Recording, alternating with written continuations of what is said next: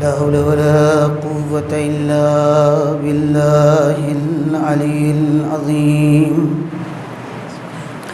أعوذ بالله السميع العليم من الشيطان الرجيم. بسم الله الرحمن الرحيم. الحمد لله رب العالمين.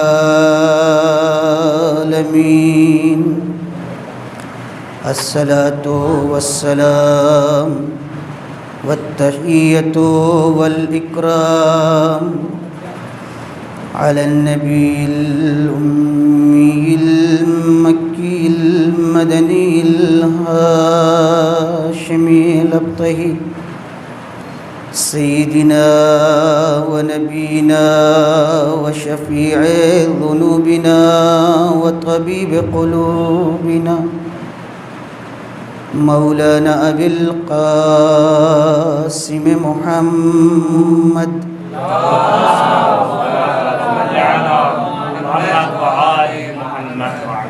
ثم الصلاة على أهل بيته الأطيبين الأنجبين الهداة المهديين، لا سيما بقية الله في الأراضين، روحي له الفداء. أما بعد فقد قال الله الحكيم وهو أصدق الصادقين وقوله الحق. بسم الله الرحمن الرحيم. ولا تحسبن الذين قتلوا في سبيل الله أمواتا بل أحياء عند ربهم يرزقون. صلوات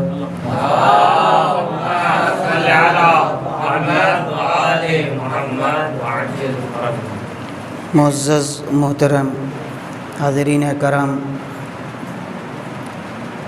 ظاہراً اس خمسے کی یہ دوسری مجلس ہے اور اس مختصر سے وقت میں میرا ارادہ یہ ہے کہ آپ کے سامنے قرآن اور حدیث کی روشنی میں،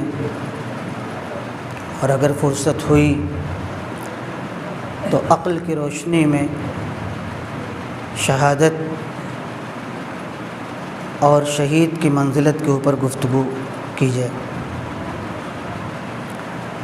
عموماً مسلمان طبقہ قرآن مجید میں سورہ آل عمران کی 159ویں آیت میں برابر تلاوت کرتا رہتا ہے۔ اس کے علاوہ بھی ایک آیت ہے جس میں بڑے واضح لفظوں میں اللہ نے شہید کے بارے میں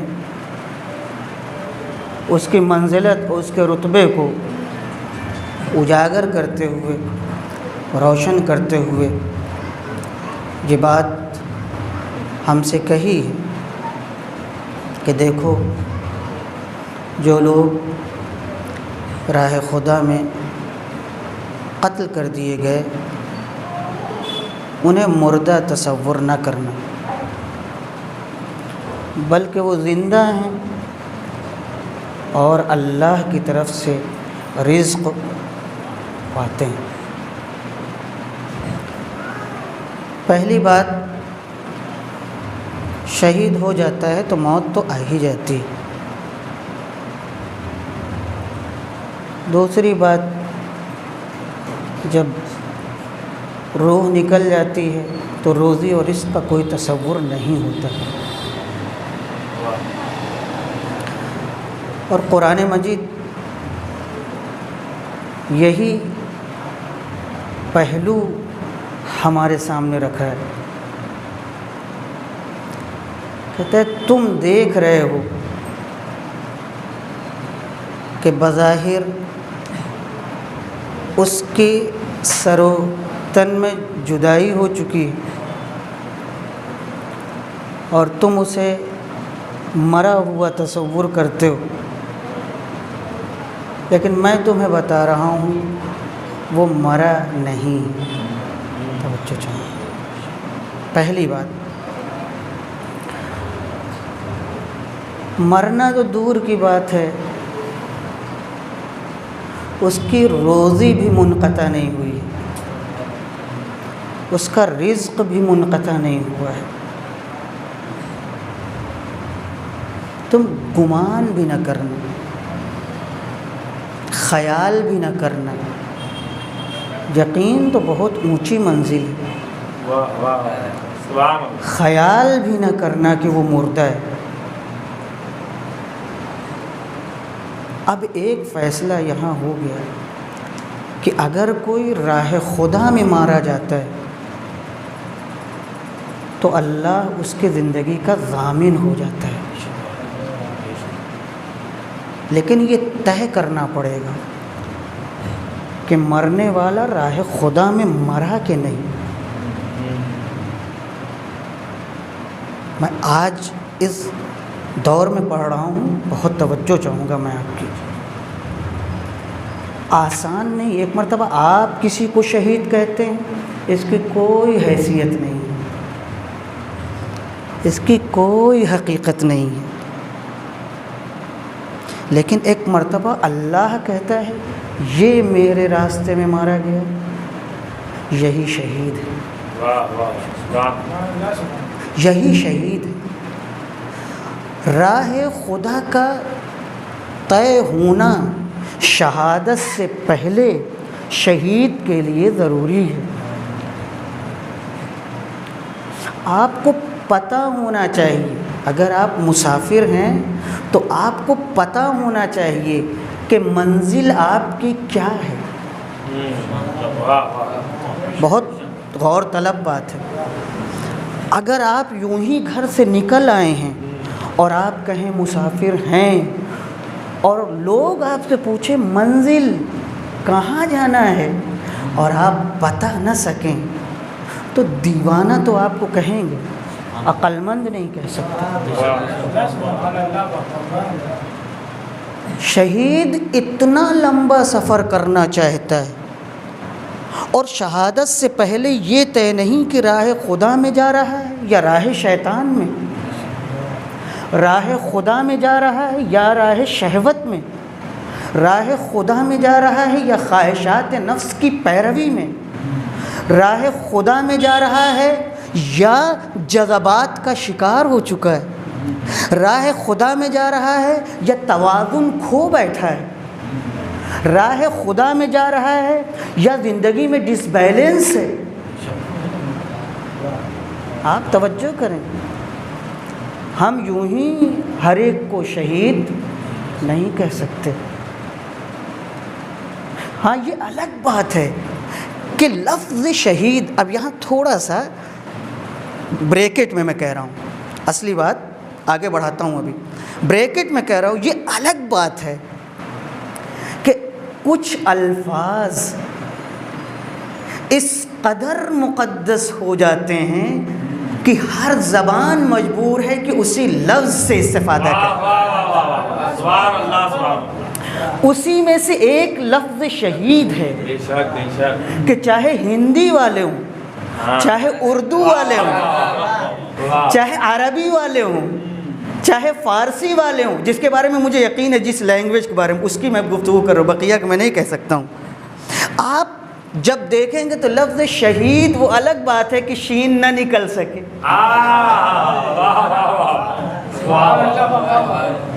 وہ ایک الگ مسئلہ ہے، لیکن لفظ شہید، اب سوال ہے کہ اس لفظ میں یہ گہرائی کیسے پیدا ہوئی؟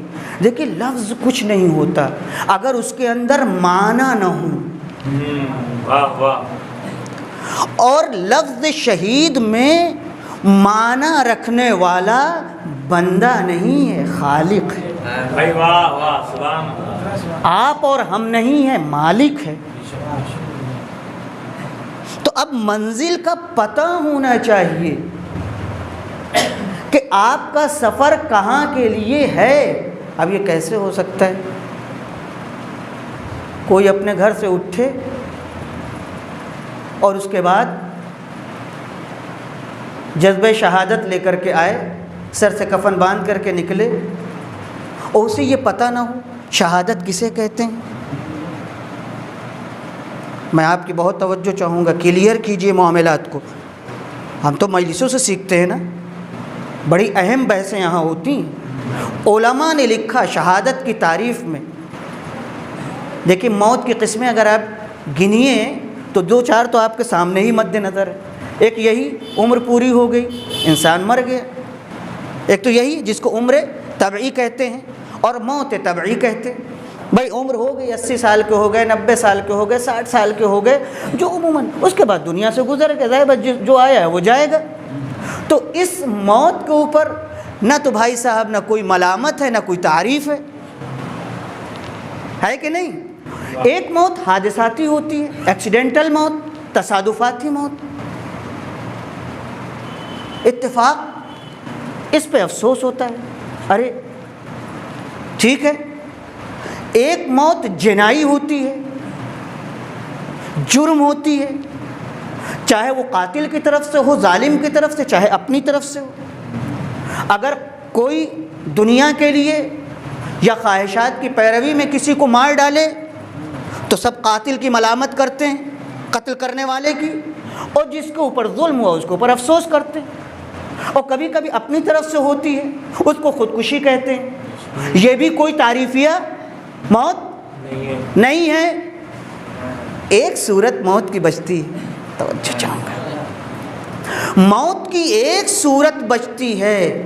دیکھیے جب طبعی موت آئی تو آپ کو پتہ نہیں تھا کب ہم مر جائیں گے، ایکسیڈنٹل موت ہوئی تو پتہ نہیں تھا، قاتل نے حملہ کیا پتہ نہیں تھا، خودکشی کرنے والے کو پتہ تھا مگر کوئی حیثیت نہ سماج اس کو دیتا ہے نہ اسلام اس کو حیثیت دیتا ہے، بلکہ اسلام کہتا ہے خودکشی جرم ہے، خودکشی حرام ہے، نہ یہ بدن آپ کا ہے، نہ یہ روح آپ کی ہے، نہ یہ نفس آپ کا ہے، جس نے دیا ہے وہی تم کو اجازت دے گا۔ اب شہادت کی تعریف کیا ہوگی؟ بہت توجہ چاہوں گا۔ شہادت کی تعریف یہ ہے کہ جو علم اور آگاہی کے ساتھ، معرفت کے ساتھ، پھر میں دہراؤں گا کیونکہ ہماری بحث شہادت کے اوپر ہو رہی ہے، محرم سے لے کے مجلسیں ہو رہی ہیں، کس کے اوپر؟ کربلا کے شہداء کے اوپر۔ تو معلوم تو ہو کہ ان کا رتبہ اور ان کی منزلت کیا ہے۔ یوں ہی چلے آ رہے ہیں، یوں ہی اتنی زحمت آپ برداشت کر رہے ہیں، کوئی معنی ہے اس کے؟ کوئی مفہوم ہے اس کے؟ یاد رکھیے علماء نے، بزرگوں نے، کہ جن کی نظر قرآن مجید کی ایک ایک آیت پر ہے، میرے ایک ایک لفظ کے اوپر توجہ کیجئے گا، جن کی نظر قرآن مجید کی بسم اللہ کی بے سے لے کے والناس کی سین تک ہے، جن کی نظر احادیث پر ہے، جو عقل رکھتے ہیں، جو خواہشات کا شکار نہیں ہوتے، وہی بات کہنا چاہتے ہیں کہ جو اللہ اور رسول کہنا چاہتے ہیں۔ ان کا یہ قول ہے کہ شہید اس عالی مرتبت انسان کا نام ہے کہ جو علم، آگاہی، معرفت کے نتیجے میں راہ خدا میں قدم بڑھاتا ہے، تاکہ، توجہ چاہوں گا، تاکہ اس کا پیغام دنیا والوں کی زندگی کے لیے پہنچایا جا سکے۔ اب اگر زندہ رہے تو یہ جانباز ہے، مر جائے تو شہید ہے۔ بہت توجہ چاہوں گا میں آپ کی۔ اگر زندہ رہے تو جانباز ہے، مر جائے تو شہید۔ اب اردو میں مر جانے کے علاوہ کوئی لفظ ہی نہیں ہے، تو ہم کیا کریں؟ مجھے کہنا پڑتا ہے، ورنہ خود کو خجالت و شرمندگی ہوتی ہے۔ شہید مرتا کہاں ہے؟ آیت تو یہی کہتی، وہ تو مرتا ہی نہیں ہے۔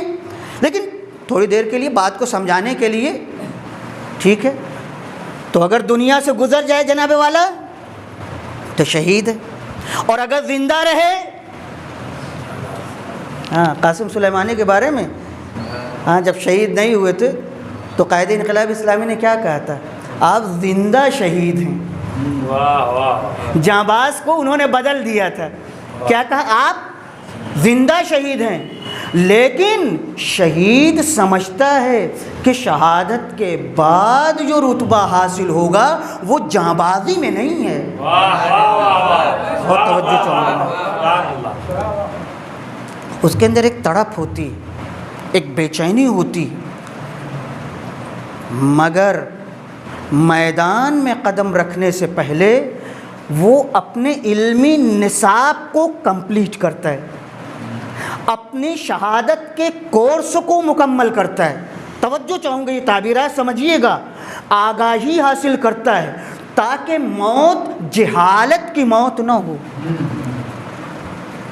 اب دنیا میں دیکھنا پڑے گا، داڑھیاں بڑھا دینے سے، ہاتھ میں اسلحہ لے لینے سے، معصوموں پر ٹوٹ پڑنے سے شہادت نہیں ملتی، ہلاکت ملتی. اور اسلام نے اس کو کلیئر کیا.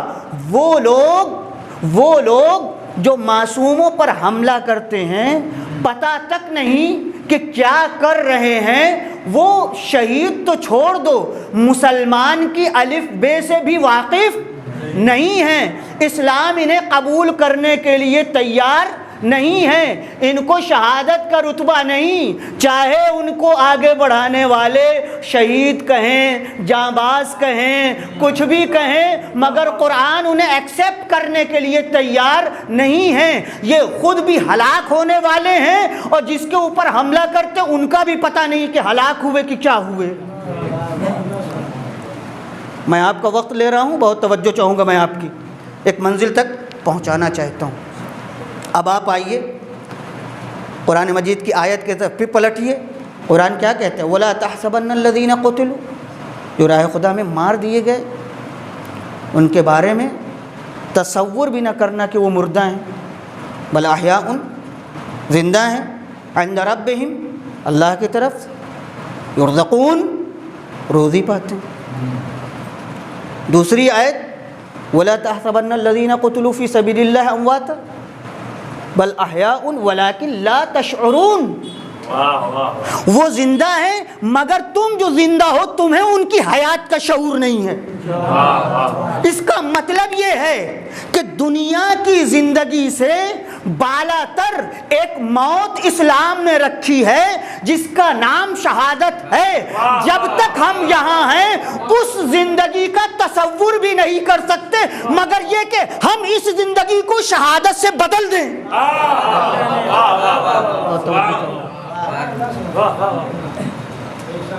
دیکھیں، اگر ماں کے شکم میں کوئی بچہ ہے، اس سے کہے دنیا ہے، ایسی بلڈنگ ہے، اے سی لگا ہوگا اور ایسے دودھ مثال کے طور پہ گائے کا بہترین اور یہ کھانے کی چیز، وہ کہے گا نہیں، جہاں ہم بھائی یہی سب کچھ ہے کہ نہیں. جب تک یہاں نہیں آتا وہ سمجھ. اب سمجھ لیجیے اسلام میں کتنی گہرائی ہے، کتنی گہرائی ہے. یہ شہادت نہیں ہے، یہ شہادت نہیں ہے، ایک قسم کا لباس ہے کہ جس کو پہنے بغیر اس شعوری دنیا میں منتقل نہیں ہو سکتا، اور شہید اس کو اسی دنیا میں سمجھ جاتا ہے. آپ سمجھ لیجئے. لہذا آغا جوادی آمولی دیگر بزرگان جو ہمارے مفسرین قرآن ہیں وہ عجیب بات کہتے ہیں. ایک پہلو شہادت کا یہ ہے، شہادت کا ایک پہلو یہ ہے کہ شہید اپنے خون میں تڑپتا ہے اور ہم سمجھتے ہیں کہ اسے تکلیف ہو رہی ہے، لیکن حقیقت یہ ہے اسے تکلیف نہیں ہو رہی ہے، اپنی منزل پر پہنچنے کی اسے خوشی ہے، ہم سمجھ نہیں پاتے.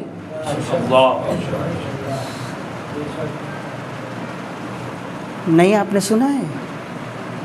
ساری تاریخوں نے لکھا ہے، مقتل نے لکھا ہے متفقہ طور پر، جیسے جیسے امام حسین ہنگام عصر سے، وقت عصر سے نزدیک ہوتے جاتے تھے آپ کا چہرہ دمکتا جاتا تھا. عباس مارے جا چکے، علی اکبر مارے جا چکے، قاسم مارے جا چکے، حبیب مارے جا چکے، ظہیرقین مارے جا چکے، مسلم ابن اوسجہ مارے جا چکے، سب ختم ہو گئے، اکیلے امام ہیں۔ راوی کیا کہتا ہے؟ جیسے جیسے امام اپنی شہادت کے وقت سے نزدیک ہوتے جاتے تھے، چہرے کی نورانیت بڑھتی جاتی تھی۔ کیوں؟ اس لیے کہ امام سمجھ رہے تھے کہ ہم اپنی منزل نہائی پر پہنچنے والے ہیں۔ اب سمجھ جائیے کہ اسلام میں شہادت کا تصور کتنا عظیم ہے۔ ہم اس لیے نہیں روتے کہ وہ شہید ہو گئے، اس لیے روتے ہیں کہ ہم بچھڑ گئے اور وہ آگے بڑھ گئے۔ یقین کریں، ہم پیچھے رہ گئے، وہ آگے نکل گئے، بھول گئے۔ قاسم کی عمر کیا تھی؟ 13 سال کا بچہ موت کی ڈیفینیشن بیان کرے، موت کی تعریف بیان کرے، موت کی پریبھاشا بیان کرے، ہے کسی فلسفی میں مجال جو موت کی پریبھاشا بیان کر دے؟ یہ تربیت تھی اہل بیت کی، یہ معارف قرآن تھا۔ چچا کیا پوچھتے ہیں؟ موت میرے نزدیک شہد سے زیادہ میٹھی ہے۔ قسم خدا کی، یہ کیسے تھے اہل بیت کے لوگ کہ جنہوں نے موت جیسی کڑوی حقیقت کو قاسم کے دہن میں میٹھا بنا دیا۔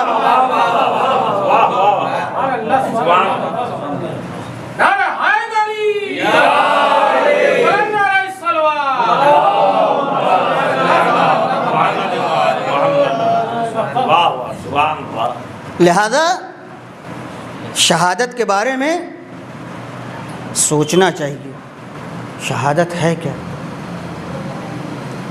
اسلام نے ہر چیز کو کھول کے بیان کیا ہے۔ پیغمبر نے فرمایا فوق کل بر بر۔ توجہ چاہوں گا اس حدیث پر، دیکھ لیجئے امام حسین السلام کون سا تصور لے کے کربلا میں آئے تھے۔ کیوں آج شہادت حسین میں ابدیت پیدا ہو گئی؟ میں لفظ بدل کے کہوں گا، تھوڑا سا ہو سکتا ہے تلخ ہو، مگر میں کہوں گا، آپ سے توجہ چاہوں گا کہ امام حسین کے بس کی بات نہیں تھی اگر کارنامہ الہی کارنامہ نہ ہوتا۔ جس کی راہ میں شہادت تھی اسی نے ابدیت کی جان پنہا دی۔ توجہ رکھیں آپ، یہ خالی نہیں ہے امام معصوم تھے، وہ الگ کنسپٹ ہے۔ امام معصوم تھے، ہر جگہ امام معصوم کی حیثیت سے وارد نہیں ہوتا۔ یہ علماء سے پوچھئے آپ، اس کی ایک اپنی ذمہ داری ہے، اور یہیں سے ثابت ہوا کہ یہ شہادت راہ خدا میں تھی، اور جب راہ خدا میں ہوئی تو اللہ نے اس کو جاوید بنا دیا۔ بہت توجہ چاہوں گا میں آپ کی، کیا کروں؟ یہ سب علماء کی باتیں، ہم جیسے چھوٹے موٹے لوگ آپ کے سامنے نقل کر رہے ہیں۔ ہاں، علماء بزرگان جب وہ بولتے ہیں تو ان کے منہ سے پھول جھڑتا ہے، پاک و پاکیزہ زبان۔ اب جیسے معمولی طالب علم کیا بیان کر سکتے ہیں؟ بس جتنا ہے آپ سن لیجئے۔ پیغمبر نے فرمایا فوق کل بر بر، ہر نیکی کے اوپر ایک نیکی۔ اس دنیا میں کوئی بھی نیکی، ماں باپ کے ساتھ آپ نیکی کریں وہ اپنی جگہ نیکی ہے، اس سے بالاتر بھی ایک نیکی ہے۔ آپ پڑوس کے ساتھ اچھا برتاؤ کریں، بہترین چیز، مگر اس سے بالاتر بھی اس دنیا میں نیکی ہے۔ علم حاصل کریں، بہترین نیکی ہے، مگر اس سے بالاتر نیکی ہے۔ یعنی دنیا کی جتنی نیکیاں بھی آپ گنائیں گے زبان خشک ہو جائے گی، فہرست تمام ہو جائے گی، مگر اس سے بلند، اس سے اونچی ایک نیکی ہے۔ مگر پیغمبر کہنا چاہتے ہیں کہ دنیا میں ہر نیکی کے اوپر کوئی نہ کوئی بلند و بالا نیکی ہے، لیکن جب بات راہ خدا میں شہید ہونے کی آتی ہے اور مرنے والا راہ خدا میں مارا جاتا ہے تو اب اس سے اوپر کوئی نیکی نہیں ہوتی۔ آپ سمجھ لیں کہ کیوں امام حسین السلام کے اندر تڑپ تھی، کیوں علی اکبر کے اندر تڑپ تھی، کیوں قاسم کے اندر تڑپ تھی کہ میرا نام بھی آ جائے۔ ارے جب مرنا ہے تو راہ خدا میں نہ مرے۔ تب مولا کائنات کیا کہتے تھے کہ مجھے بستر پر مرنا پسند نہیں ہے، بستر پر مرنے سے زیادہ مجھے میدان میں موت آ جانا پسند ہے۔ کیوں کہتے تھے؟ اس لیے کہ مرنا تو وہی ہے، تو راہ خدا میں کام آ کر کے مرے۔ اب سنیے گا، دیکھیے جب بھی کمپیریزن ہوتا ہے، موازنہ ہوتا ہے، تو ہمیشہ برابر کی چیز سے ہوتا ہے یا بالا تر سے چھوٹی چیز کا ہوتا ہے، مگر دونوں میں برابری کچھ نہ کچھ ہونا چاہیے۔ دیکھیے شہادت کتنی بڑی چیز ہے۔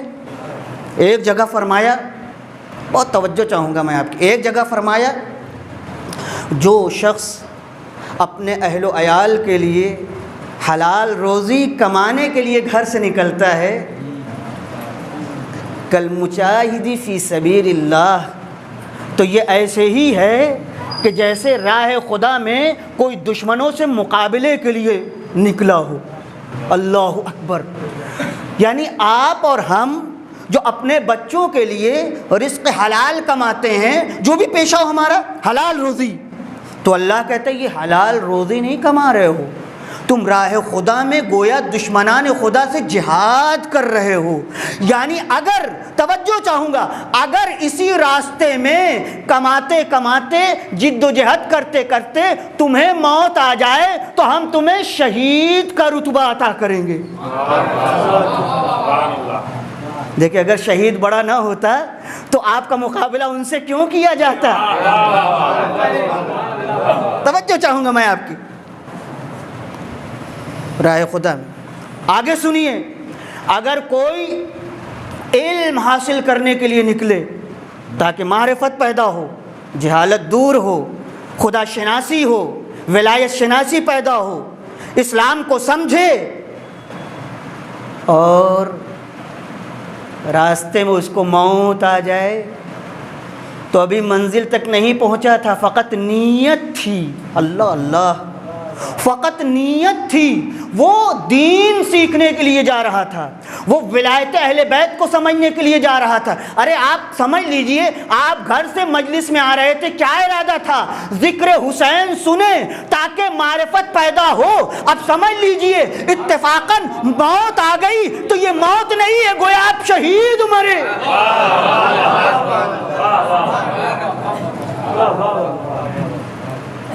کتنی بڑی شہادت ہے! کیا چیز شہادت ہے کہ ہم چھوٹے چھوٹے لوگوں کو بھی نزدیک کیا جا رہا ہے۔ گویا پیغمبر جان بوجھ کر کے چاہتے ہیں کہ ہمارا کلمہ پڑھنے والا لفظ شہید کو سمجھے، شہادت کو سمجھے، یہ لفظ اس کے دل میں تلقین کیا جائے، بار بار تکرار ہو تاکہ ان مفاہیم سے آشنا ہو۔ اب میں کہوں گا کیا کہنا جناب زینب کا، کیا کہنا جناب سید سجاد کا کہ انہوں نے فرش ادا ہمارے حوالے کر دیا کہ کم سے کم ہم رسول خدا کی باتوں کو جو شہادت کے سلسلے سے ہے بار بار یہاں سنتے سمجھتے اور نزدیک ہوتے ہیں۔ جیسے پیغمبر جان بوجھ کر کے ایسا ہو جائے تو شہید کی موت، ایسا ہو جائے تو شہید کی موت۔ اب نہ کہو گریا کیوں کرتے ہو، ہم کو تو یہی نظر آتا ہے کہ پیغمبر نہیں چاہتے فقط گریا ہی ہو بلکہ بار بار تذکرہ ہو۔ شہیدوں پر گریا ہلاکت نہیں ہے بلکہ زندہ لوگ جو اپنے کو زندہ سمجھتے ہیں وہ زندہ نہیں ہے، تذکرہ شہید سے زندہ ہوتے ہیں۔ اب یقین کریں جن قوموں میں فرش ادا نہیں ہے، دیکھ لیجئے داڑھیاں بے قابو ہیں مگر دل کنگال ہیں۔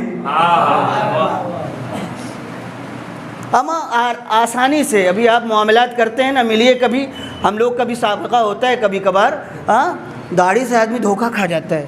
اتنی بڑی داڑھی ہوگی، یہ کہیں ہم سے فراڈ کریں گے، اس کے بعد سامان وامان لے کر کے آئیے، تو سوچا ارے حافظ جی نے تو ٹوپی اڑا دی۔ یہ ذکر حسین ہے جو ہمارے دلوں کو زندہ کرتا ہے، یہ تذکرہ حسین ہے جس کی وجہ سے ہمارے دل کی تعمیر ہوتی ہے، مرمت ہوتی ہے۔ دیکھیے کبھی جھانسے میں نہ آئیے، بلڈنگ آپ بہت بڑی بنا دیں تو کوئی عیب کی بات نہیں ہے. بلڈنگ بنانے کے بعد اس میں کہیں دیوار سے سیمنٹ وغیرہ گر سکتی ہے, کوئی مشکل نہیں ہے. بات دراصل یہ ہے کہ جب گرے تو آپ پھر سے مرمت. توجہ چاہوں گا, یہ مشکل نہیں ہے. انسان ہے تو کمزور ہے, گناہ ہوگا, مگر گناہ پہ اصرار نہیں ہونا چاہیے. اگر توبہ کی تعمیر ہو جائے تو بلڈنگ پھر باقی. توجہ چاہوں گا میں آپ کی. ہم اپنے کو تعمیر کرتے ہیں. اسی لیے بزرگ علماء کی جو تعبیرات ہیں مجلس کے لیے, تنہا مجلس نہیں ہے, وہ کہتے درسگاہ حسینی, امام حسین کی یونیورسٹی. تو بھیا کہاں سیکھنے جاتا ہے؟ اسکول ہی میں تو. کہاں اصلاح ٹیچرز کرتے ہیں؟ اسکول کالج ہی میں تو اگر کوئی اچھی بات ہے تو پھر دوبارہ سنیں گے, ہمارے دل میں وہ بیٹھ جائے گی, اور اگر کہیں خدا نخواستہ گڑبڑ ہو گئی ہے تو اس کی اصلاح ہو جائے گی. اب آئیے, میں آپ کا قیمتی وقت لے رہا ہوں. دیکھیے, پیغمبر نے کہا شہادت سے بالاتر دنیا میں کوئی شے نہیں ہے, شہید سب سے اونچا ہے. 3 چیزیں اسلام میں بڑی اہم ہیں, میں اشارہ کرنا چاہتا ہوں, اسے یاد رکھیے گا. 3 چیزیں اسلام میں بہت اہم ہیں. نمبر 1, ایمان بنیاد ہے. اگر اللہ پر آپ کا یقین نہیں, اگر اللہ کو آپ مانتے نہیں, پیغمبر کی رسالت کو آپ تسلیم نہیں کرتے, انبیاء علیہم السلام کی نبوت و رسالت کو نہیں مانتے, ائمہ کی ولایت کا عقیدہ نہیں رکھتے, تو بیکار ہے, بات ختم ہو جاتی ہے. کوئی خطاب نہیں آپ سے. پتھر, لکڑی, ڈھیلا, مٹی آپ میں اور اس میں کوئی فرق نہیں. بہت توجہ چاہوں گا. الذین آمنوا وعملوا الصالحات قرآن مجید ہے. ایمان نیک عمل ایمان, اس کے علاوہ قرآن میں کچھ آپ کو ملے گا نہیں. ایمان پہلے, عمل بعد میں. ارے بھائی پہلے جڑ تو ہو کسی درخت کی, تب تو اس کے درخت کے تنے ہوں گے, شاخیں ہوں گی, پھل ہوگا. آپ نے تخم لگایا نہیں, بیج بویا نہیں, اور اس کے بعد دیکھ رہے ہیں اب آم کھائیں گے, اب امرود کھائیں گے, اب بیری کھائیں گے. ارے کیسے ہو سکتا ہے بھائی صاحب؟ آپ نے اپنے دل میں ولایت کا درخت لگایا ہی نہیں.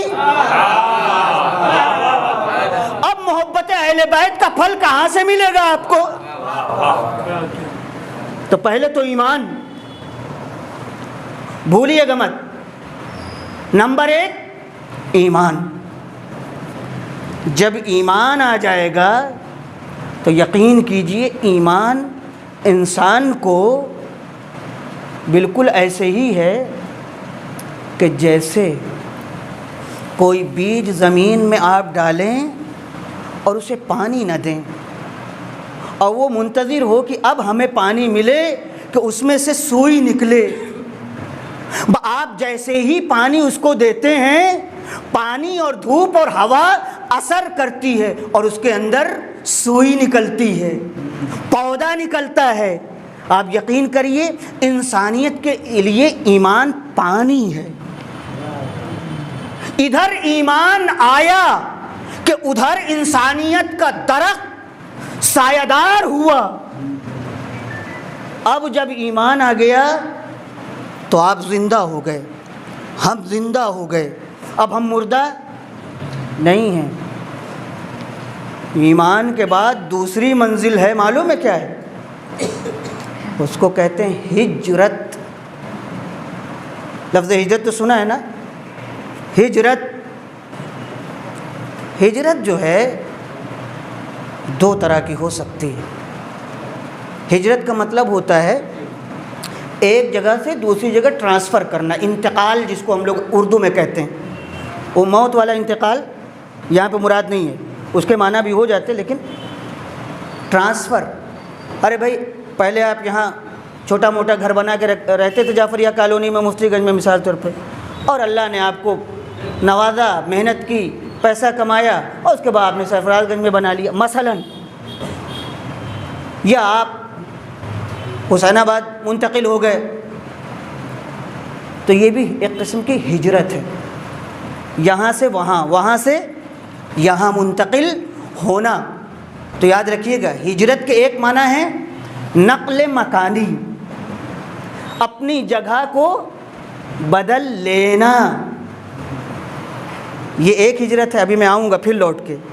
مگر ایک ہجرت اسلام میں اس سے بڑی ہے۔ دیکھیں اسلام آپ کو اور ہمیں بڑے خیالات سے نزدیک کرتا ہے۔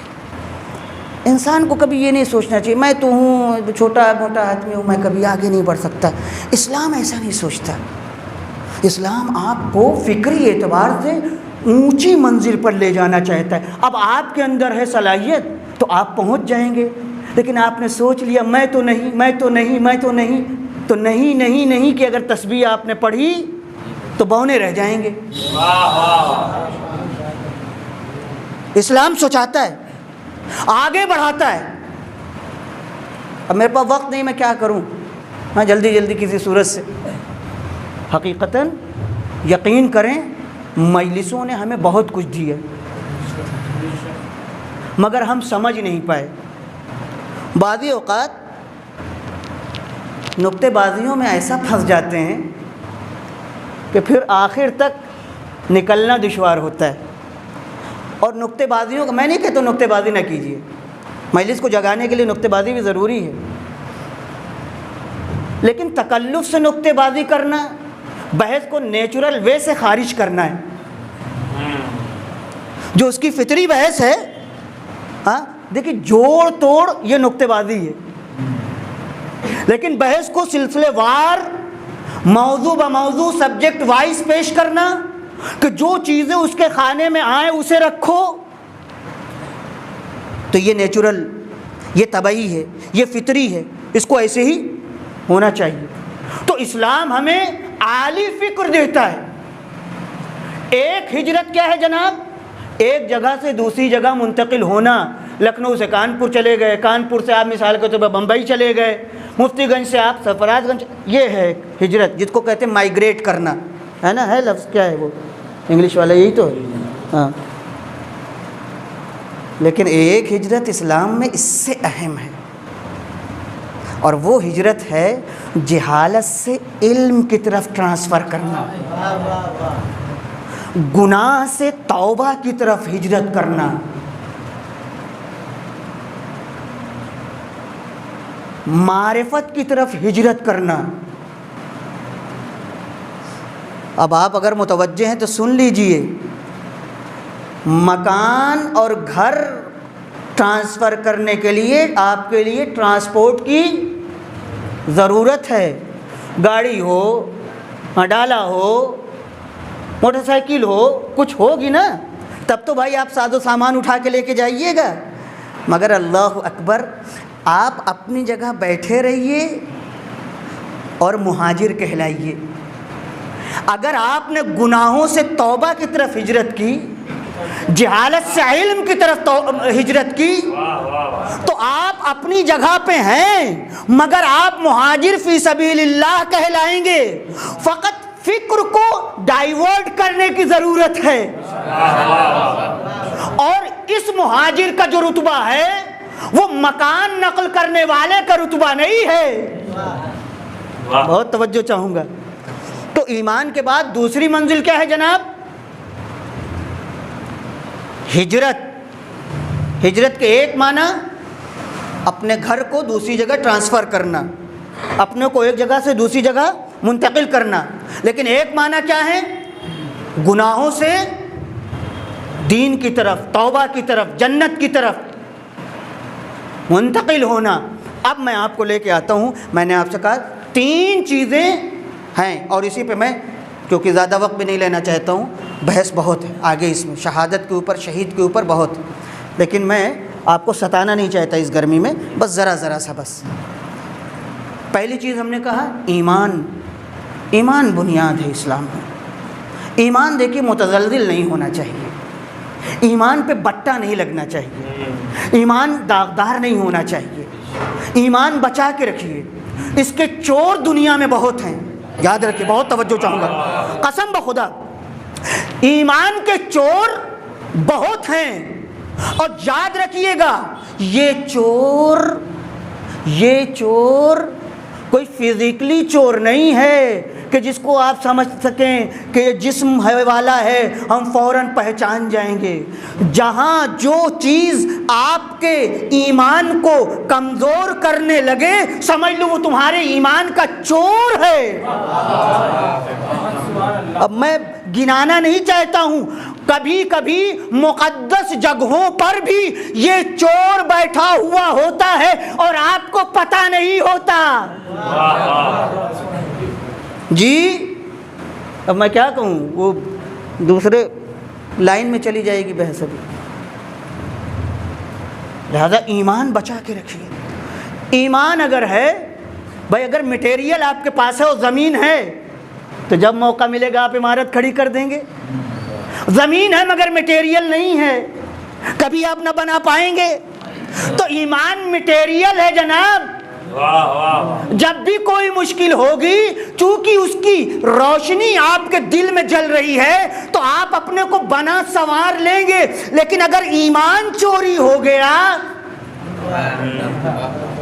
تو اب آپ کچھ نہ کر سکتے ہیں، کچھ نہیں بنا سکتے ہیں۔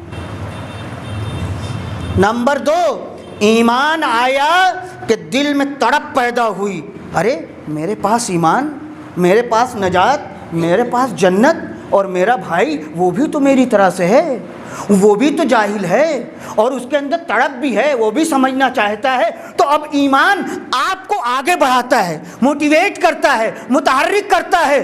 جب تم نجات پا گئے تو اپنے جیسوں کو بھی نجات دو۔ توجہ چاہوں گا، بہت توجہ چاہوں گا، اپنے جیسوں کو بھی نجات دو۔ میں یہی کے اوپر یہ فلسفہ بھی بیان کر دوں، کسی کو حق نہیں ہے کہ ممبر پر یوں ہی آئے اور بولنا شروع کر دے کیونکہ میں نے کتاب پڑھ لیا، اسکول گیا۔ ایک ہی سبب ہے یہاں آنے کا، وہ کیا؟ جب آپ نے پڑھا، نجات کا راستہ دیکھا اور آپ جنت سے نزدیک ہوئے تو ایمان کا تقاضا یہ ہوا کہ ہمارے دوست احباب بھی ہیں، اقارب بھی ہیں، اعزاء بھی ہیں، وہ بھی چاہتے ہیں۔ تو چونکہ آپ کی نیت یہ ہوئی کہ اللہ ہے، رسول ہے، ائمہ ہے، تو اب آپ ممبر پر آئے اپنے جذبات کی تسکین کے لیے۔ اگر ممبر پر آتے ہیں، میں کہہ رہا ہوں تو اس کی کوئی حیثیت نہیں ہے، اس کی کوئی حیثیت نہیں ہے۔ آپ کون ہوتے ہیں؟ آپ کی حقیقت کیا ہے؟ اور یہ میں جملہ نقل کر رہا ہوں اور یہ جملہ لے کے جائیے گا، یہ سب کچھ نہیں ہے۔ اللہ کی بات، رسول کی بات، پیغمبر کی بات، قرآن کی بات، ائمہ کی بات، اہل بیت کی بات، عقل کی بات۔ عقل کو نہ چھوڑیے گا، ہمارے عقل بہت اہم ہے، قرآن کے ساتھ بھی عقل ہے، اور اگر نہ لگی ہوئی ہوتی تو آپ ہر میدان میں دوسروں کی طرح کود پڑتے۔ نہ کودنا علامت ہے کہ قرآن اکیلا نہیں لیا، عقل بھی لی، اہل بیت کو اکیلے نہیں لیا، عقل بھی لی، اور یہ عقل کا نتیجہ ہی تھا جو اہل بیت تک پہنچ گئے۔ تو ایمان آپ کو کیا کرتا ہے جناب؟ حرکت دیتا ہے، ہجرت کرو، نکلو۔ اب میں آپ کے ذہن کو موڑنا چاہتا ہوں، یہ بتائیے مکہ مقدس ہے کہ نہیں؟ مکے میں کیا ہے؟ کعبہ ہے کہ نہیں؟ کعبہ کو کس نے بنایا؟ کعبے کو کس نے بنایا؟ 2 پیغمبروں نے بنایا کہ نہیں؟ 2 معصوم۔ مکے کی ایک ایک جگہ حرم امن الہی کہلاتی، ٹھیک؟ ہمارا پیغمبر کہاں پیدا ہوا؟ کہاں پیدا ہوا؟ مکے میں نا۔ پیغمبر ہمارے آخری رسول کہاں پیدا ہوئے؟ امام حسین کے نانا۔ تکلف مت کیجیے، بول دیجیے، کوئی مشکل نہیں بھائی، مکے میں نا۔ تو پیغمبر مقدس محترم، جہاں پیدا ہوئے وہ جگہ بھی محترم۔ اب میں پوچھنا چاہتا ہوں کہ جب خود مقدس، جگہ مقدس، تو وہاں سے نکلنے کی کیا ضرورت تھی؟ مدینے جانے کی کیا ضرورت تھی؟ اس کا مطلب یہ ہے کہ اسلام میں ہر چیز کا ایک مقصد ہے اور ہدف ہے. اگر وہ مقصد پورا ہو تو مقصد حاصل کرنے کے لیے آپ بھی مقدس، جگہ بھی مقدس. لیکن اگر آپ بھی مقدس ہو، جگہ بھی مقدس ہو، مگر مقصد پورا نہ ہو تو چاہے وہ جگہ کتنی مقدس کیوں نہ ہو اس جگہ کو چھوڑ دو تاکہ مقصد پورا ہو. تو چاہوں گا میں آپ کی تاکہ مقصد پورا ہو. اب میں یہ جملہ بار بار کہوں گا، اس مجلسوں میں بہت کہا میں نے، جہاں گیا ہوں وہاں میں نے کہا سنیے گا، امام حسین علیہ السلام کے لیے 2 پروگرام کی ضرورت ہے. توجہ چاہوں گا، آ گئی مقصد کی بات. ہم نے کہا ایمان، ہجرت. اب سنیے، امام حسین کے لیے 2 پروگرام کی ضرورت ہے. نمبر 1، گھر میں مجلس کرو. کوئی ضروری نہیں ہے کہ سب کو بلاؤ، اپنی فیملی بیٹھے پانی لا کے رکھ دو. کیوں گھر میں مجلس؟ میری بات ضائع نہ کیجیے گا، کیوں میں کہہ رہا ہوں کیوں گھر میں مجلس؟ تاکہ صحیح کربلا گھر والوں کو پتہ رہے. میں کیا کہہ رہا ہوں آپ سے؟ آج کربلا کے اوپر داستان سرائی ہو رہی ہے. آج کربلا میں نمک مرچا ملایا جا رہا ہے. وہ کربلا امام حسین کی نہیں ہے. آپ وارث ہیں، آپ ذمہ دار ہیں، آپ ہی کو اٹھنا پڑے گا، آپ ہی کو بولنا پڑے گا، آپ ہی کو سوال کرنا پڑے گا. آپ نے کہاں سے پڑھا؟ یہ کیسی بات آپ نے کہی؟ اس کا ریفرنس کیا ہے؟ مقتل میں کہاں لکھا ہوا؟ قرآن میں کہاں ہے؟ امام حسین نے کہاں کہا؟ گھر میں ایک پروگرام کی ضرورت ہے، سب کو بلانے کی بھی ضرورت. خود بیٹھو، بال بچے بیٹھے، اور یہ ہمارے علماء کا طریقہ رہا ہمیشہ 2 پروگرام امام حسین کے لیے گھر میں، تاکہ بات بدلنے نہ پائے. قسم خدا کہ میں کیسے آپ کے سامنے عرض کروں. لکھنؤ کا مجمع ہے، یقیناً ہماری بات پہنچ رہی ہے. میرا موضوع کچھ اور ہے، لہذا میں بہت جلد بازی کر رہا ہوں. تو ایک پروگرام گھر میں ہونا چاہیے تاکہ صحیح واقعہ منتقل ہو. دیومالائی شخصیت امام حسین نہیں ہے، کوئی افسانوی شخصیت امام حسین نہیں ہے. ان کا کوئی عمل عقل کے پرے نہیں تھا، دائرے شریعت سے خارج نہیں تھا. میں کیا کہہ رہا ہوں آپ سے؟ کیسی کیسی باتیں منبر سے ہو رہی ہیں، وہ باتیں جو امام حسین کے مقصد کے 100% خلاف ہیں. کوئی رابطہ اور ناطہ امام حسین سے نہیں ہے. بعض باتیں جو اس وقت ہم سن رہے ہیں اور اس سے کربلا پر اعتراض ہو رہا ہے. میں کہوں آپ سے 2 طرح کی کربلا ہے. ایک وہ کربلا جسے امام حسین نے بنائی، اس پر کوئی اعتراض نہیں. ایک کربلا جاہل ذاکروں نے بنائی جس پہ اعتراض ممکن ہے. اب آپ کا فریضہ ہے کہ آپ جاہل ذاکروں والی کربلا تسلیم کرتے ہیں یا حسین مظلوم کی. تو پہلا پروگرام گھر میں، دوسرا پروگرام امام حسین کی، بقیہ ائمہ کی بات نہیں کرتا ہوں، امام حسین کی. دوسرا پروگرام سڑک پر ہونا چاہیے. کیوں؟ اس لیے کہ شہادت امام حسین کا کسی بند کمرے کا کارنامہ نہیں ہے، میدان کا کارنامہ ہے. سڑک پر آنا پڑے گا تاکہ بھٹکے ہوئے انسانوں کو پتہ چلے کہ اسلام میں حسین نام کی کوئی شخصیت ہے، تاکہ اسے ہدایت مل سکے. یہ نہیں ہو سکتا کہ حسین بند کمرے میں کر لیجئے. ہاں، امام صادق کا ماتم ہو سکتا ہے، دیگر ائمہ کا ہو سکتا ہے، ورنہ کربلا کا فلسفہ فیل ہو جائے گا. امام حسین کیوں مقتل میں آئے؟ اسی لیے آئے تاکہ یہ ہدایت دنیا میں عام ہو جائے.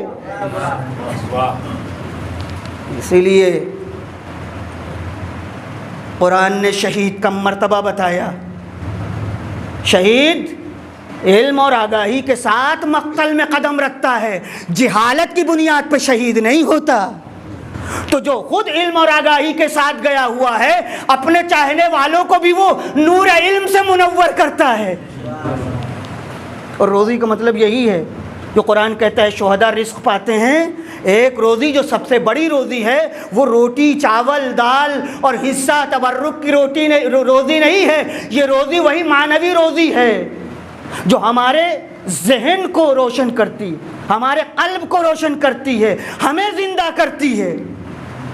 یہ وہی روزی ہے جو شہداء کو ملتی ہے اور آپ تک آتی ہے، آپ کو ملتی ہے۔ جب آپ مجلس میں، ہم مجلس میں ذکر ہوتا ہے تو وہ روزی ہم تک آتی۔ یہ علماء کی باتیں میں آپ کے سامنے نقل کر رہا ہوں، ان بزرگوں نے کہا یہ روزی ہم تک منتقل ہوتی ہے۔ امام حسین اس کی یعنی وہ روزی دینے والے ہیں۔ تو ایمان نمبر 2 ہجرت۔ میں آپ کے سامنے عرض کر رہا تھا رسول خدا کیوں مکہ چھوڑ کر کے آئے؟ اس لیے کہ جو مقصد بعثت تھا وہ مکے میں پورا نہیں ہو رہا تھا۔ تو مکہ مقدس ضرور ہے مگر ہر چیز کی اسلام میں تعریف ہے، مقدس ہونا اور ہے، مقصد پورا ہونا اور ہے نا۔ بعض مسلمان ہم لوگوں کو وہ کرتے ہیں، ارے کعبہ ہے، کعبہ شریف، تو ہمارے امام نے بتایا کہ شریف ہے مگر اس کی شرافت کے 2 پہلو ہیں۔ ایک خود اس عمارت میں چونکہ نبی اور نبی زادے نے اسے بنایا، اور یہ ہے کہ امام وقت اس کو شرافت دیتا ہے۔ اگر امام وقت موجود ہے تو اس کی شرافت مکمل ہے، لیکن اگر امام وقت چھوڑ کر کے چلا جائے تو شرافت کا ایک حصہ ہے، دوسرا حصہ نہیں ہے۔ اسی لیے طواف کرنے والے طواف کرتے رہے اور امام کو پہچاننے والے امام کے ساتھ آ گئے، کربلا میں شہید ہو گئے۔ وہ طواف میں لگے رہے مگر شہادت کی منزل تک نہ پہنچ سکے، نہیں پتا کہاں جائیں گے۔ لیکن جو لوگ امام حسین کے ساتھ آ گئے، تو ایمان انسان کو ہجرت پر مجبور کرتا ہے تاکہ مقصد پورا ہو۔ تو اب آپ سمجھ گئے کیوں ہم جلوسوں کو لے کر کے سڑکوں پر آتے ہیں۔ یہ کوئی نمائش نہیں ہے، یہ وہی ہدف ہے جو حسین کربلا میں لے کے آئے تھے، جو آج عزادار پورا کرنے کی کوشش کر رہے ہیں۔ اب سب چیزیں ڈائیورٹ ہو رہی نا، تو کھل کے کہنا پڑ رہا ہے۔ اور اگر لکھنؤ میں نہیں کہا جائے گا تو کہاں کہا جائے گا؟ بھئی یہیں سے باتیں دنیا بھر میں پھیلتی ہیں۔ ابھی میں پونے میں تھا، اس سے پہلے بمبئی میں تھا۔ یقین کریں زیادہ تر لوگوں کی نظر لکھنؤ پہ رہتی ہے۔ جس سے بات کرو، ارے لکھنؤ کیا کہنا بھائی، ارے لکھنؤ والے، ارے کیا کہنا۔ ہم تو خیر ہم لوگ تو دیہاتی لوگ ہیں بھائی، لکھنؤ والے ہم لوگ کو قبول ہی نہیں کرتے، ایکسیپٹ ہی نہیں کرتے، ہم تو دیہات کے لوگ ہیں۔ لیکن لکھنؤ والے بہرحال اہل لکھنؤ ہیں، ایک سے ایک علماء، ایک سے ایک افاضل، ایک سے ایک شاعر۔ مگر یاد رکھیے گا، چاہے عالم کا علم ہو، چاہے خطیب کی خطابت ہو، چاہے کسی شاعر کی نظم ہو، اگر دائرہ اسلام سے باہر ہوتی ہے تو سب کو اختیار ہے کہ سوال کرے۔ اور اتنی سمجھ ہمارے عزاداروں میں ہے کہ وہ بعد میں پوچھ سکتے ہیں، اور کم سے کم ہم یہ امید رکھتے ہیں آج کا جوان طبقہ پوچھتا ضرور ہے۔ اب آپ کو جواب دینا پڑے گا۔ ہمارے اسلام میں کوئی چیز ایسی نہیں ہے کہ جس کا کوئی جواب، ہاں وہ ہو سکتا ہے ہم کو نہ آتا ہو، ہم خود مطالعہ نہ کیے ہوں، جاہل ہوں، یہ سمجھے نہ ہو، وہ ہو سکتا ہے، لیکن جواب نہ ہو۔ تو دوسری چیز یہ ہے کہ ہجرت، اسی لیے پیغمبر اسلام مکے سے مدینے آئے۔ اب آپ نے دیکھا مدینے آئے، مکہ چھوڑ دیا، کعبہ چھوڑ دیا، حرم الہی چھوڑ دیا، مشعر و منی چھوڑ دیا، عرفات چھوڑ دیا، مقام ابراہیم چھوڑ دیا، اپنا عزیز وطن چھوڑ دیا۔ اے پیغمبر کیوں چھوڑ رہے ہیں، مدینہ کیوں آ رہے ہیں؟ کہا اس لیے کہ جو میری نبوت و رسالت کا مقصد ہے مکے میں پورا ہونے والا نہیں ہے، وہ مدینے میں پورا ہوگا۔ اور کیسے پورا ہوا؟ دنیا بھول گئی رسول کہاں پیدا ہوئے تھے، آج دنیا سمجھتی ہے آپ مدینے میں پیدا ہوئے تھے۔ مقصد پہنچا دیا۔ اب نہ کہیے گا ہے یہ ہم نے غفرہ ماہ میں مجلس پڑھی تھی، بعض لوگ اعتراض، اگر امام حسین مدینے ہی میں رہتے تو سب جانتے تھے، پہچانتے تھے، حمایت کرتے، کیا ضرورت تھی کربلا آنے کی؟ سمجھ جائیے، آپ نہیں سمجھتے مگر امام سمجھتا ہے، جس کا نانا پاک اور مقدس مکہ چھوڑ کے آیا، اسی کا نواسا مدینے چھوڑ کے کربلا گیا، اسی کا تو نواسا ہے، ملا لیجئے، سلسلہ وہی تو ہے۔ نانا ہی نے یہ ریت چھوڑی تھی کہ ہم مکہ چھوڑ رہے ہیں، حسین تمہیں مدینہ چھوڑنا پڑے گا۔ مقصد لے کے چلیے، ایمان، ہجرت، نمبر 3 راہ خدا میں دشمنوں سے مقابلہ کرنا۔ بس میں نے زحمت تمام کر دی۔ جہاد فی سبیل اللہ، راہ خدا میں دشمنوں سے مقابلہ کرنا، یعنی وہ لوگ جو راہ خدا میں باندھا بن رہے ہیں اور بندوں کو اللہ تک پہنچنے سے روک رہے ہیں، مومن اگر اس بات کو سمجھ رہا ہے اور جانتا ہے کہ اس کی بات کا اثر ہوگا تو اس کا فریضہ ہے اپنی جگہ اٹھ کھڑا ہو۔ اسی لیے امام حسین مدینہ چھوڑ کے کربلا آئے تھے، یزیدیت تانے بانے اپنے بنا رہی تھی اور اسلام پر جالا ڈال رہی تھی۔ امام حسین سمجھ گئے اگر یزید اور یزیدیت کامیاب ہو گئی تو پھر اللہ تک پہنچانے والا کوئی نہیں رہے گا۔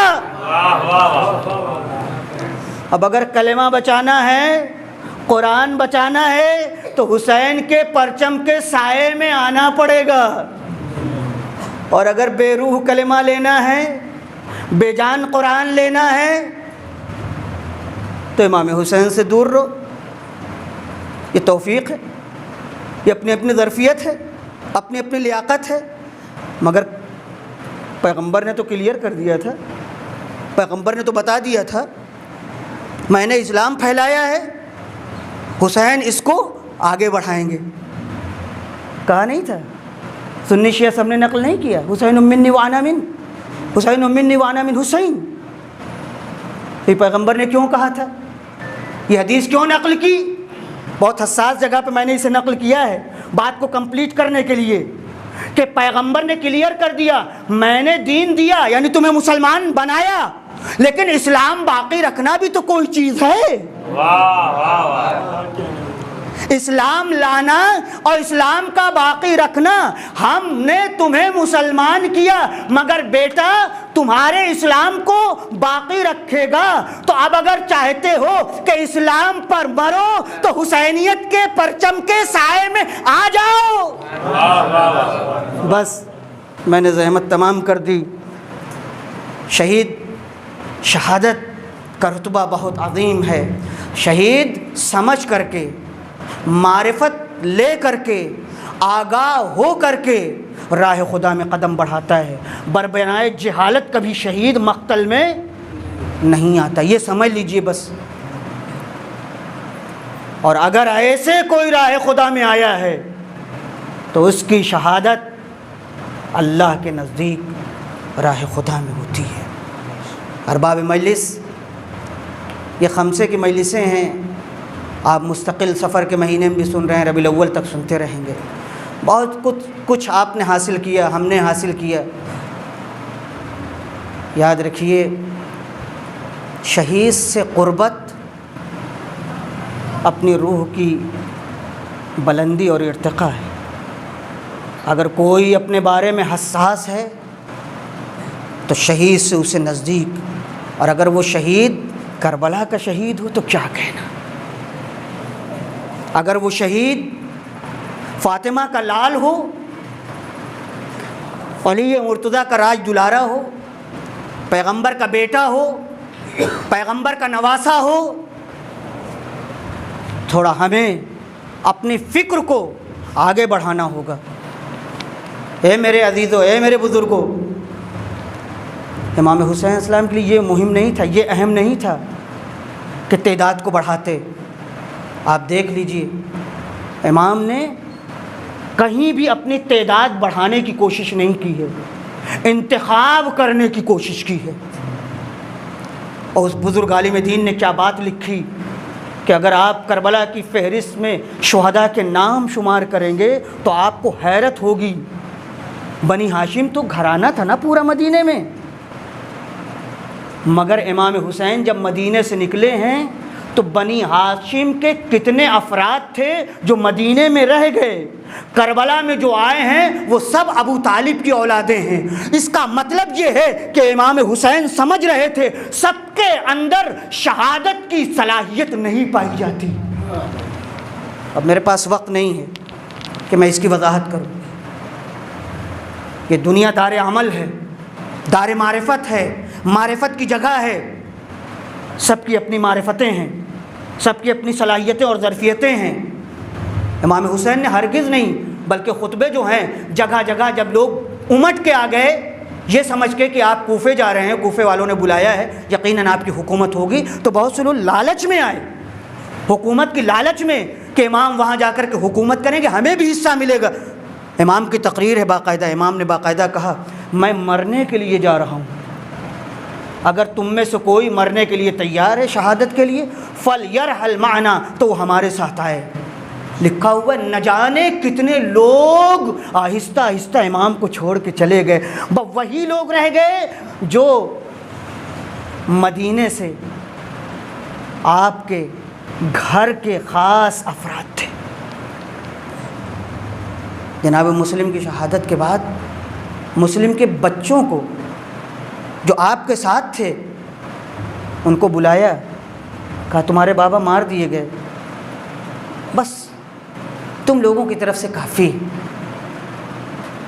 تم لوگ مدینہ واپس چلے جاؤ.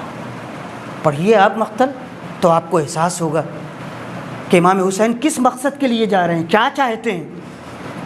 ان کا امو میرے چچا، اب جب میرا بابا مارا گیا آپ کو چھوڑ کے چلے جائیں.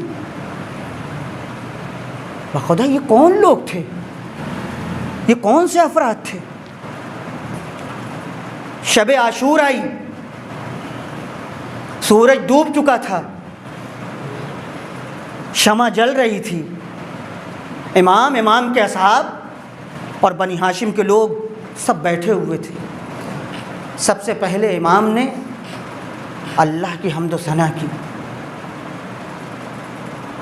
اللہ کی تعریف کی، پیغمبر پر درود بھیجا اور اپنے اصحاب کے سامنے اپنا مقصد بیان کیا. کسی کو تاریکی میں نہیں رکھا، اندھیرے میں نہیں رکھا.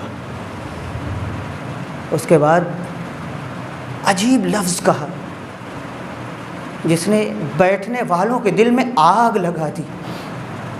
امام نے کہا اے میرے دوستو، اے میرے گھر والوں، یہ دشمن صرف میرے خون کا پیاسا ہے.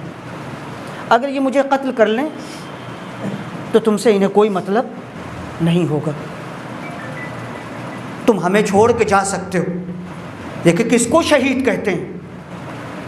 اس کو کہتے راہ خدا میں آنا، اس کو کہتے اللہ پر توکل، اس کو کہتے اللہ پر بھروسہ، اس کو کہتے امام وقت. یہ ہے ولایت. آپ ہماری کیا طاقت بن سکتے ہیں؟ آپ ہماری کیا مدد کر سکتے ہیں اگر اللہ نہ چاہے؟ امام نے کھول کے رکھ دیا یہ میرے خون کے پیاسے ہیں، یہ مجھے قتل کرنا چاہتے ہیں، تم سے کوئی مطلب نہیں ہے. اگر یہ مجھے قتل کر لیں گے تو تم جا سکتے ہو. کوئی نہیں بولا. امام ایک مرتبہ بیٹھے رہے چپ چاپ خاموش. اس کے بعد چونکہ کربلا جنگل تھا، یہ اصحاب حسینی بھی بہت سے لوگ، اکثریت پہلی بار وہاں گئے تھے، راستہ کسی کو پتہ نہیں تھا اور گھرانے کے لوگ کو کچھ بھی نہیں معلوم تھا. تو امام نے اپنے صحابیوں سے کہا اگر تمہیں شرمندگی ہے، تمہیں شرم آتی ہے، اکیلے نہیں جا سکتے تو ہمارے گھر والوں کا ایک ایک کر کے ہاتھ پکڑو اور اس تاریکی شب سے فائدہ اٹھاؤ اور ہمیں چھوڑ کر چلے جاؤ. پھر بھی کوئی نہیں اٹھا. تو اب امام نے عجیب جملہ کہا اگر تم یہ سمجھتے ہو کہ تم نے ہمارے ہاتھ پہ بیعت کی ہے، بیعت سے مجبور ہو، تو ہم تمہاری جنت کا وعدہ لیتے ہیں. اللہ اکبر. خدا کی قسم سوچئے گا تو میں سمجھتا ہوں کہ دیر تک آپ روئیں گے کہ امام کسے کہتے ہیں، کسی کی مجبوری سے امام فائدہ نہیں اٹھاتا، چاہتا ہے کہ جو آگاہی میرے پاس ہے، جو معرفت میرے پاس ہے، جو عرفان الہی میرے پاس ہے، وہی عرفان وہی معرفت ہمارے اصحاب تک منتقل ہو جائے، تاکہ کل کو جب کوئی شہید ہو تو جیسے امام ہے ویسے چاہنے والے بھی ہوں۔ اگر تم یہ سمجھتے ہو کہ بیعت سے مجبور، تو میں بیعت تمہاری گردنوں سے اٹھائے لیتا ہوں، تم مجبور نہیں۔ اللہ اللہ اللہ اللہ یہ کہہ کے امام نے چراغ بجھا دیا۔ سب سے پہلے اگر کوئی اٹھا تو عباس تھے۔ ایک مرتبہ اٹھ کے کھڑے ہو گئے، میرے سید و سردار، میرے آقا، یہ کیسی باتیں ہیں؟ ارے آپ کے بعد اس زندگانی دنیا پر خاک ہو، ایسی زندگی پر خاک ہو، ارے آپ کی شہادت کے بعد ہم جی کر کے کیا کریں گے؟ میرے آقا ایسی باتیں نہ کریں۔ بجا عباس نے یہ جملہ کہا تو زہیر کھڑے ہو گئے، مسلم کھڑے ہو گئے، حبیب کھڑے ہو گئے۔ میرے آقا و مولا، ارے ایک ہی جان ہے، اگر اللہ نے 1000 جانیں دی ہوتی، ہر جان کو آپ پر قربان کرتے، میرے آقا ہم آپ کو چھوڑ کے چلے جائیں۔ اے میرے آقا ایسی باتیں نہ کیجئے۔ ایک ایک نے وفاداری کا اعلان کیا، امام سنتے رہے، امام سنتے رہے۔ ایک مرتبہ جب امام نے یہ وفاداری کا اعلان سنا تو پھر زبان کھولی اور کہتے ہیں، اے میرے اصحاب اب سن لو، جیسے اصحاب، جیسے ساتھی مجھے ملے ویسے ساتھی میرے نانا کو نصیب نہیں ہوئے، جیسے ساتھی مجھے نصیب ہوئے ویسے ساتھی میرے بابا علی مرتضیٰ کو نہیں ملے، جیسے دوست مجھے ملے میرے بھیا حسن کو نہیں ملے۔ اے حبیب کل تم مارے جاؤ گے، اے مسلم کل تم شہید ہوگے، اے زہیر قین تم کل شہید ہوگے۔ ارباب عزا ایک ایک کو امام نے ان کی مقتل میں جگہ دکھائی۔ ارباب عزا ایک جملہ تمام کر کے بس آپ کی زحمت کو تمام کرنا چاہتا ہوں۔ ارباب عزا سید سجاد کہتے ہیں کہ اس رات پھوپھی اماں میرے سرانے میری تیمارداری کر رہی تھیں، میں نے سنا میرا بابا مجھ سے نزدیک ہوا، ایک شعر پڑھ رہا تھا، میں نے وہ شعر سنا، میں سمجھ گیا میرا بابا مرنے کے لیے تیار ہو گیا، لیکن چونکہ پھوپھی اماں موجود تھی میں نے آنسوؤں کو ضبط کیا کہ میری پھوپھی پاسر نہ ہو، مگر ہائے میں کیا کروں، میری پھوپھی نے وہ شعر سن لیا۔ ایک مرتبہ بھائی کی خدمت میں آئی، اے بھیا اب تم بھی مرنے کے لیے جا رہے ہو؟ حسین نے بہن کو سینے سے لگایا، اے زینب میرے بعد تمہیں قافلے کی سالار بننا ہے، اے زینب میرے بعد صبر کرنا، اے زینب میرے بعد سکینہ تمہارے حوالے ہے، زینب میری شہادت کو صبر کرنا۔ وَسَيَعْلَمُ الَّذِينَ ظَلَمُوا أَيَّ مُنْقَلَبٍ يَنْقَلِبُونَ۔ الہی بحق زہرا و ابیہا و بعلہا و بنیہا، پروردگارہ تجھے واسطہ ہے محمد و آل محمد کا، ہماری اس مختصر سی مجلس کو قبول فرما لے۔ پروردگارہ ہم میں جو پریشان حال ہیں ان کی پریشانیوں کو دور فرما دے۔ پروردگارہ جو لوگ جائز حاجتیں رکھتے ان کی حاجتوں کو پورا فرما دے۔ ہم میں جو بیمار ہیں ان کو شفائے کامل و عاجل عطا فرما۔ پروردگارہ ہماری قوم میں اتحاد و اتفاق اور یکجہتی و یگانگت پیدا کر دے۔ پروردگارہ ہماری اس ملک میں امن و امان قائم کر دے۔ اے میرے مالک تجھے واسطہ ہے محمد و آل محمد کا، ہمارے ان آنسوؤں کو رومال فاطمہ زہرا سلام اللہ علیہا میں جگہ دے دے۔ پروردگارہ ہمارے امام کو ہمارے رفتار و کردار سے راضی و خوشنود کر دے۔ پروردگارہ ہمارے امام کا ظہور جلد از جلد فرما دے، ہم سب کو ان کے اصحاب و انصار میں شامل